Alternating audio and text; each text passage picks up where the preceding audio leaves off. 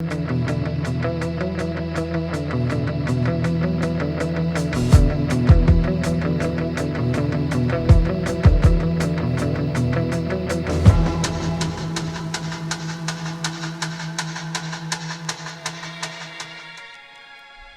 is up, everybody? Welcome to the recap for UFC 257, Poirier versus McGregor, and man, what a card it was. That was a crazy night. So what we're going to do is we're going to recap every single fight. We're going to check out and find out how well or how poorly I did and how well you guys did on your picks. But real quick, first I just got to give a heads up and a thank you to everybody who has subscribed so far to the channel. It seems that you guys do appreciate these recap videos, so I'm going to continue to do them, but also be sure to check my prediction videos because I would love to get more people on board, more subscribers. I really appreciate the Gambling Addicts crew that have also migrated to my channel. Shout out to UFC Gambling Addicts Leighton. Also shout out to Fight Game Pro. Gotta give those two guys big shout outs because they've driven a lot of traffic towards my YouTube channel. I'm super thankful for that. But I do want to give a thank you to all of you who have subscribed so far. If you haven't subscribed to the channel, no problem. But if you do appreciate the content, give me a like. If you appreciate it enough where you feel like I could provide you with more content regularly, which I will, please hit that subscribe button and the notify button. And, you know, if you're on the fence, if you just want to see what I'm all about, please be sure to continue to check out my channel. I do reviews, or not reviews, I do UFC predictions for every fight card. Originally, I was just going to do the UFC events, but we have also included fight nights. And just recently I started doing recap videos too, so this thing is slowly growing to provide more content. I do want to add more content to that, but that's down the road, so let's see how we do with these three things first.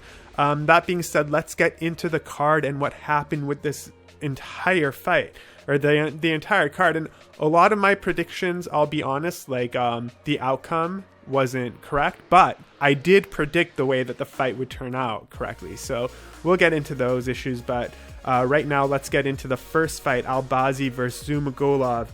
And I mean, I essentially had this written in the books exactly, I believe, as it occurred. The first round was pretty even, but we saw Zhumagulov get that last minute takedown, which could have given him the first round, although I still think Albazi did better in the first round. And, you know, Albazi was using the kick that was great, but his, you know, takedown worried me. The takedown of Zhumagulov really worried me in that case. And if that had continued in the second and third round, I would have been very concerned. But in the second round, Albazi found his timing. He realized Zhumagulov was trying to counter. You know, he was looking to counter Albazi, and Albazi continued with those leg kicks and accurate striking, where Zhumagulov started to look tired, most often working on his back foot instead of pressing forward, which sort of showed me that Albazi was starting to take over this fight slowly. Albazi took the second round easily, and in the third round, it was much of the same as the second round. Zhumagulov was tired, Albazi was able to get him down, you know, and in the last minute, Zhumagulov was able to get back up, and he started to become more aggressive. I guess at this point he knew that time was not on his side, neither was the first two rounds. Albazi became more defensive near the last minute and the final minute of this fight, and he took this fight to the decision. And the judges, I had Albazi winning this fight going into it, as well as after it was over. It seemed like he was more active and accurate. Zhumagulov seemed to look good the first round, but other than that, I felt that Albazi did enough to win, and Albazi did win. You know, he had a 29-28 decision on the scorecards. So the next fight up, Lentz versus Evloev. Now, this is a fight where I had Evloev winning. I did place a bet Evloev by decision, but then I did also counter that bet because the odds on Lentz at that point was over plus 500. So I put a very small amount of money on Lentz to sort of back up my claim for the Evloev win. If Evloev did not win and Lentz won, I would have at least broke even, essentially, is what I tried to do there. Going into this fight, I had Evloev, but the odds, obviously, as I said, was more in the favor for Lentz because this really could have gone either way. Although I did think Evloev was like, you know, a sure shot to win. But I'll do this from time to time where if it's plus 500 and I think that fighter has, a slight chance, I'll place a small wager on them knowing that I'm going to get my money's worth. And if I lose, it's not a big deal because it's just a small amount of money, right? It's not like your everyday bet. So as long as you're not pumping a crap ton of funds into these plus 500 fighters and stuff, you could still sort of maintain your bets, and you could be strategic about it like I was here. So that being said, I was high on Evloev going into this fight. When the fight started, Nick almost got the upset submission, and we saw that with the choke. And as the fight continued, he tried to get it time and time again, and Evloev just seemed to not care where his head was going between Lentz's arms, but he did a great job of hitting Lentz with some tough strikes and accurate shots. As the fight went past the second half of the second round, we saw Lentz start to feel the pain and slow down while Evloev was still bouncing around and was for sure the fresher fighter. I did predict that Evloev would win by decision, as we went into the third round, I felt confident that my prediction would be bang on. I hope some of you took advantage of that bet because my prediction on that was quite correct, as you guys found out.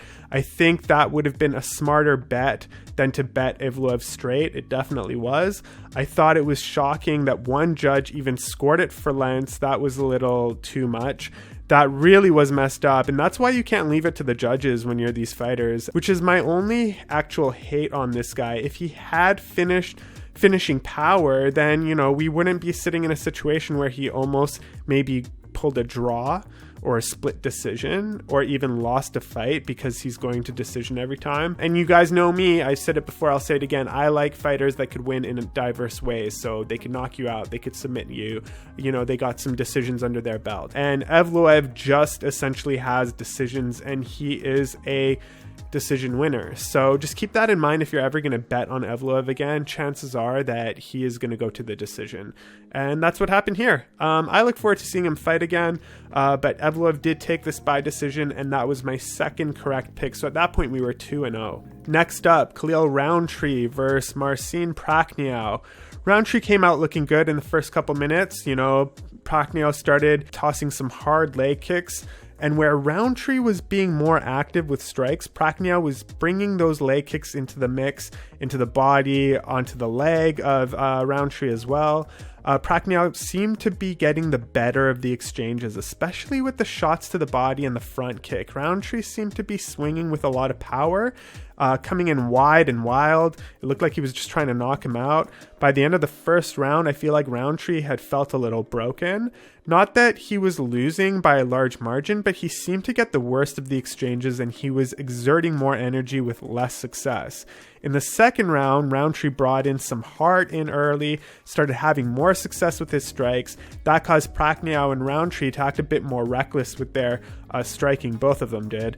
I felt Rountree was getting the better of Prachnio at that point in this round, but Prachnio seemed to be moving around a bit better and seemed to have more energy than Rountree did. Prachnio started making use of those front legs again and the front kicks. He threw to the body as well in the latter half of the second round. I had a feeling if we saw this go to the third round that Rountree would lose all hopes of winning, simply due to fatigue. Rountree stunned Prachnio, but he seemed to get his bearings back quite quickly. And not that mattered because the round ended shortly after. Rountree had landed some great strikes though. And at this point, Prachnio had twice the amount of significant strikes than Rountree. I think it was roughly 60-30.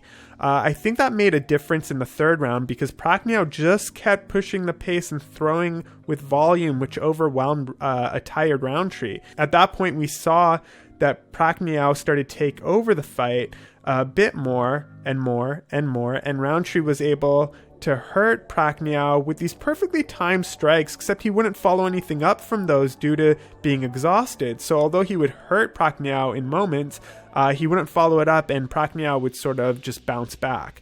Although Rountree had his moments, it was quite evident that Prachnio was winning the fight. As it went the distance, we heard that the judges called the fight for Prachnio to win, and it was a much-needed win for him.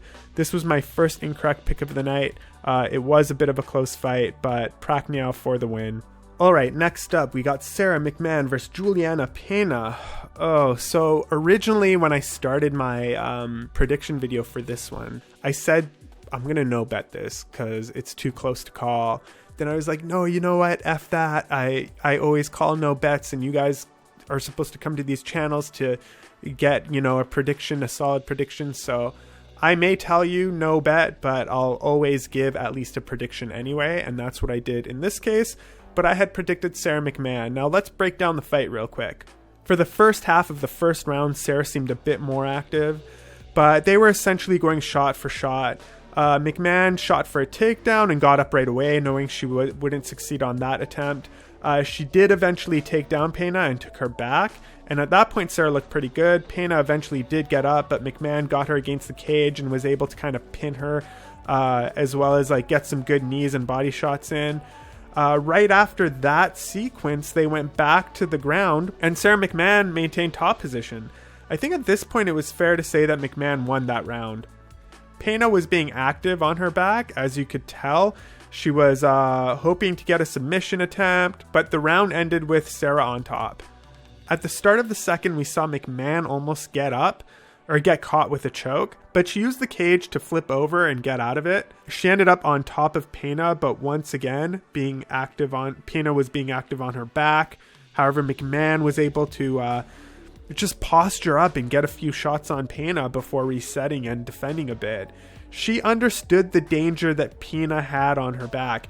She was then able to get Pena back and was looking for a choke, and while attempting that, Pena got out of it and they stood back up. Sara was able to use the cage again to pin Pena from moving and started to force another takedown. She kept threatening that while striking and pinning Pena against the cage, but Pena made a bit of a comeback at the end of that second round. I think Sara had 90% of that round. I did get a little worried at that last sequence in the second round with Sara. She looked like she got a little hurt and at some points seemed faded. That seemed to show going into the third because she ended up taking Pena ended up taking McMann down to the ground and took top position. I didn't really seem to think that Pena was doing much on top until she started to finally throw strikes after pulling McMann off the cage. Pena took the back of McMann, but she was underneath her. She was able to sneak the choke in and McMann tabbed.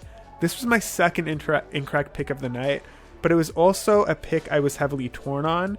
I think this came down to the age factor that we discussed. McMann did look a little more fatigued as the fight continued. So I think for future bets, this is something we're really going to have to consider with McMann. I didn't think it would be a problem, but now the way that I saw her fight against Pena, she was dominating the first, or maybe not dominating, but she was leading the first round and part of the second, if not majority of the second round. And it wasn't until the later round that she got faded the latter half of the fight. And that kind of tells me that, okay, she can't endure for too long. She could rock it for probably the first, second round, but after that, she's going to start to fade no matter what. That's probably down to age. There's nothing else to it. All right, next up, Tavares versus Carlos Jr. The first round, Carlos was trying hard to get the takedown on Tavares, but Tavares, like the one-legged fighter, I swear this guy could probably stay standing with one leg. He was able to use his flexibility and, great takedown defense on his end to constantly deny Carlos. You could tell that was the main game plan that Carlos had, because after he couldn't get Tavares down, he had no game plan. Tavares did get hit with a growing shot near the end of the round, but overall he had the edge in the first round. Carlos didn't seem to have an answer for Tavares, and Tavares had Carlos hurt with a strike. However, as he was stalking Carlos down, he hit him in the groin, which then gave Carlos a get out of jail free card. As he got to take a break and get his head back in the game, Tavares did smell blood and decided to come in guns blazing again, but Carlos Jr. at that point was saved from the pressure of Brad Tavares by the bell. So at that point it was just, the bell went and the round was over. Into the third round, Tavares had the scorecards, and nothing Carlos was doing in the first 2 rounds was working. I'm actually surprised Carlos Jr. was not able to get Tavares down at all. And I predicted that this fight would probably take place on the floor as opposed to standing. That was not the case at all. And as a result, Carlos Jr. had zero strategy to help him. He once again didn't use his reach to his advantage and only managed to score a single takedown in the entire fight. This was hard to watch. I actually canceled my bet on Carlos Jr. a quarter of the way into the fight, which is something I never do.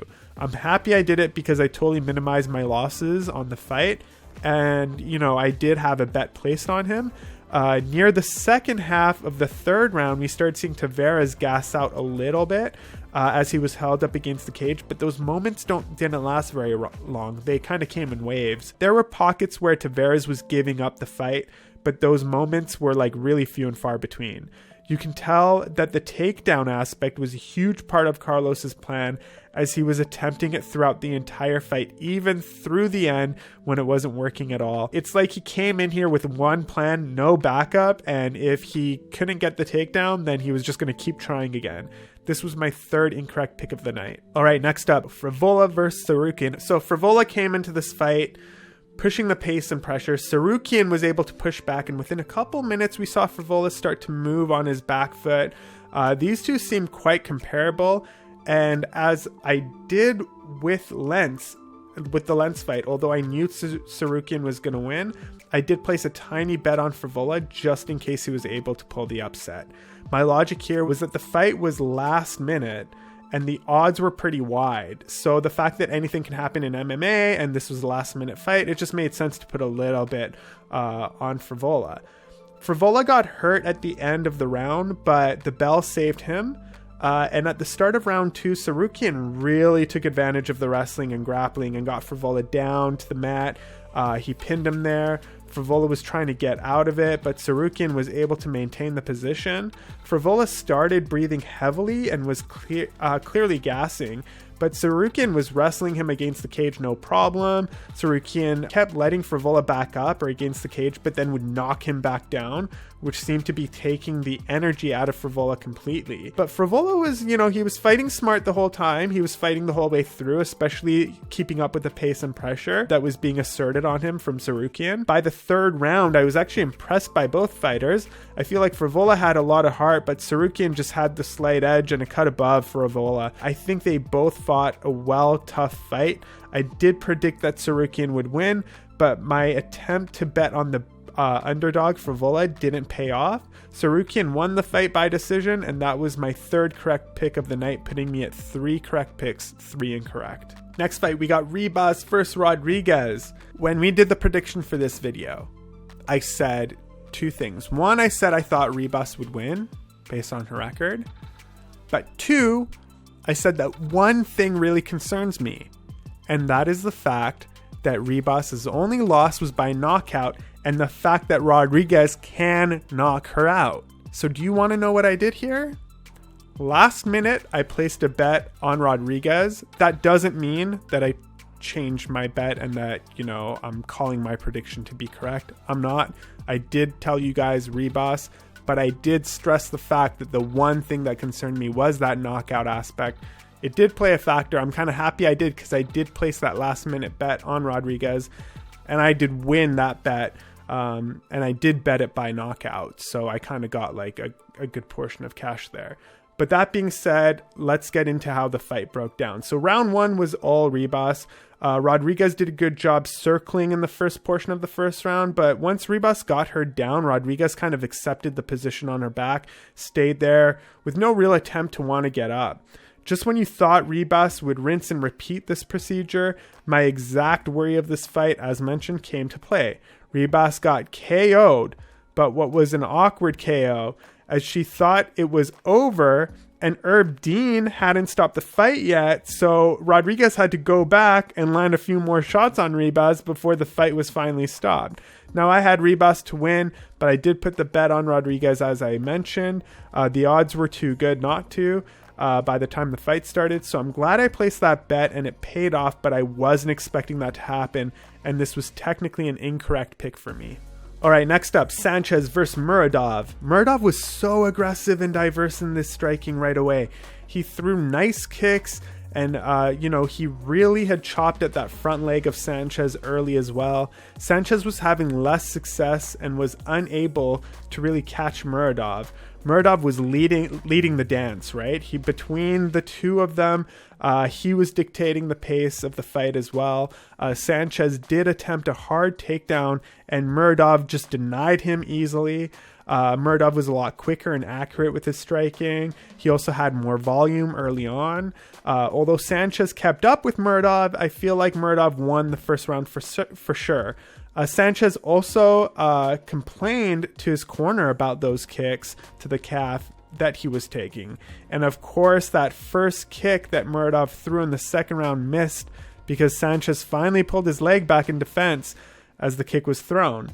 The second round seemed like a closer fight to me, but once again, I feel as though Muradov was leading the dance. Sanchez also seemed like he was more gassed out at this point than Muradov was. Both these guys seemed comfortable on the feet though, but Muradov just seemed like he had less damage and a lot more pressure to his game. Going into the third round, Sanchez definitely looked like he was more beat up between the two fighters. He also seemed tired and depleted at that point. Sanchez started to get bruised, and at the start of the third round, I believe he got a little opened up, like busted open up right there on the top of his eye. At that point, Muradov was far more active, still bouncing around, throwing head kicks and various attacks and combos. Credit to Sanchez for continuing to push and stay on the attack.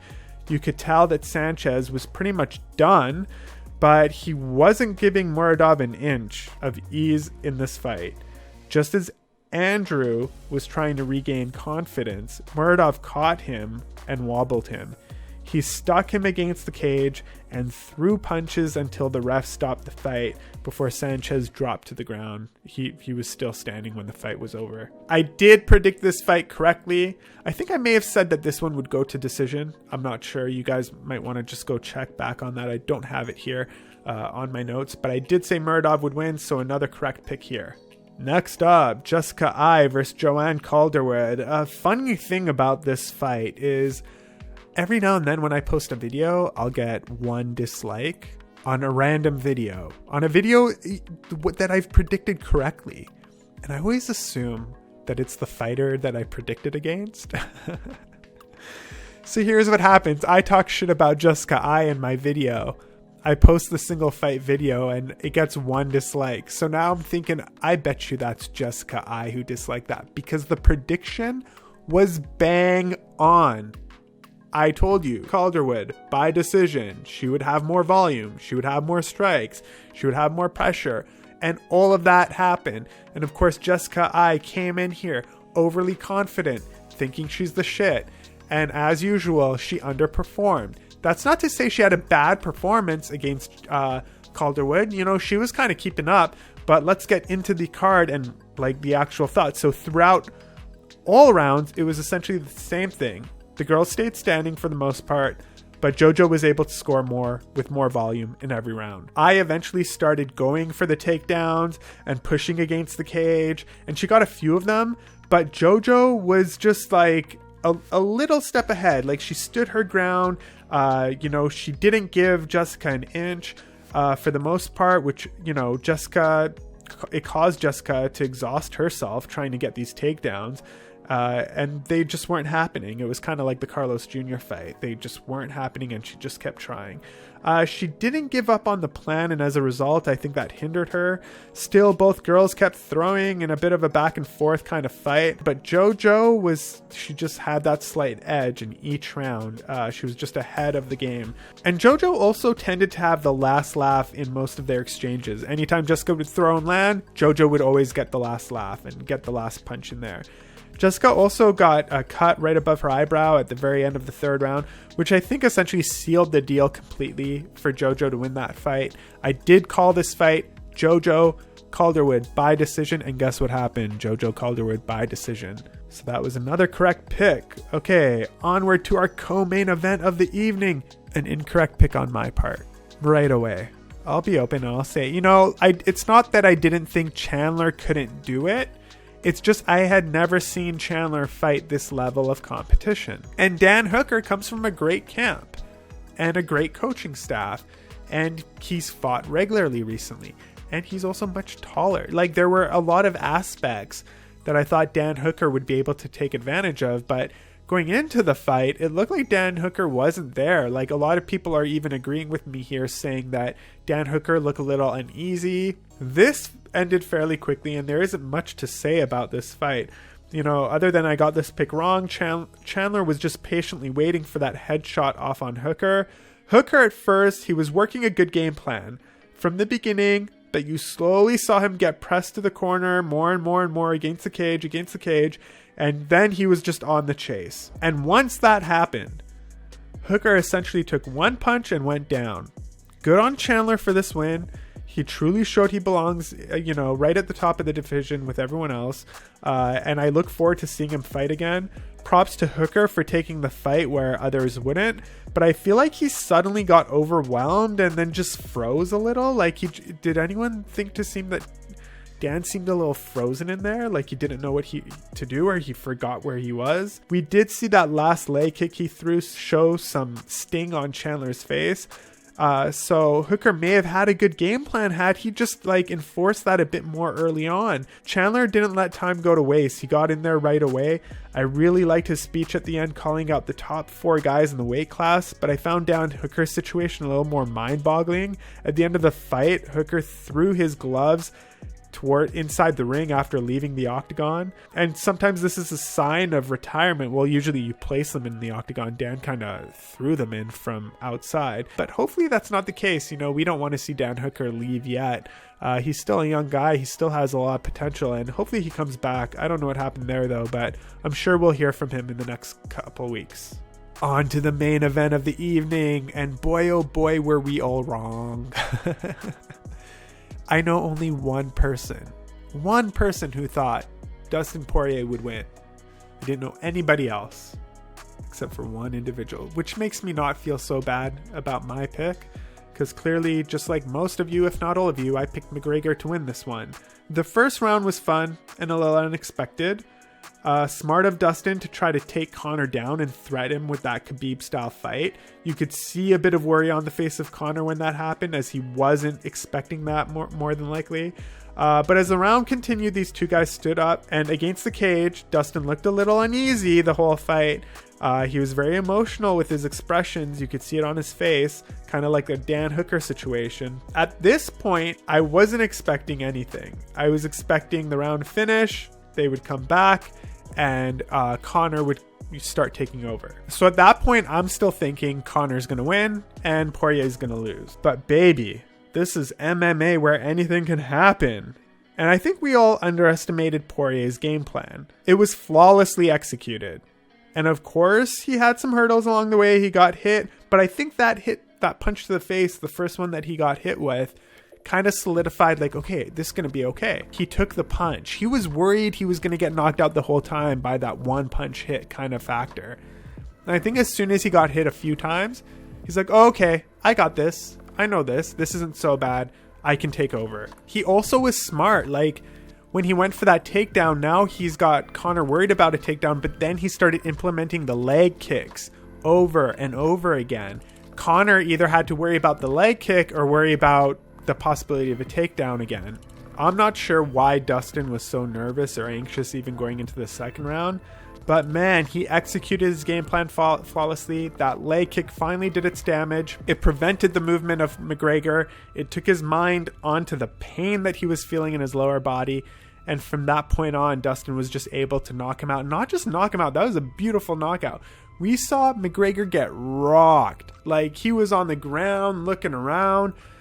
So good on Dustin Poirier for what he did. Props to him. What a great fight. Now, everyone's wondering, are we going to see Poirier versus McGregor 3? Here's what I think should happen. Think about this. Poirier beat McGregor. McGregor beat Poirier. Nate Diaz beat McGregor. And McGregor beat Nate Diaz. Nate should fight Poirier.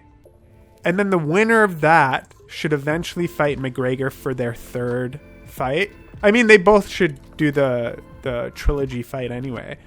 But I think that would create a cool dynamic where you're going to have, you know, McGregor, I'm sure he could fight someone else in the meantime. But if you get Dustin Poirier to fight Nate Diaz, that would be an interesting fight. Agree, disagree? What do you guys think? Let me know. I think it would be really interesting to have McGregor fight someone else. Maybe like, I've heard like maybe Tony Ferguson get mentioned, which might be good for Tony Ferguson. Both these guys are coming off losses. They could use a big win to come back. Put Conor McGregor with Tony Ferguson on a fight, and then put Poirier on a fight with Nate Diaz. Tell me what you guys think about that. I hope that's what they do. But guys, that's the end of this recap video. I first and foremost want to thank you guys so much for watching, for supporting the channel. If you do like the content, if you did enjoy the content that I provided and you're not a subscriber, please do me a favor, hit that subscribe button. And if you're unsure, if you're like, hey, I kind of like what this guy's about, but I want to see more content, well then no worries. I'll be back next week or the week after that as we have these fight cards, and I'm sure you guys will be back. And if you appreciate the content, then you could subscribe then. I am the MMA Hoodie. This was the recap for UFC 257. Peace out.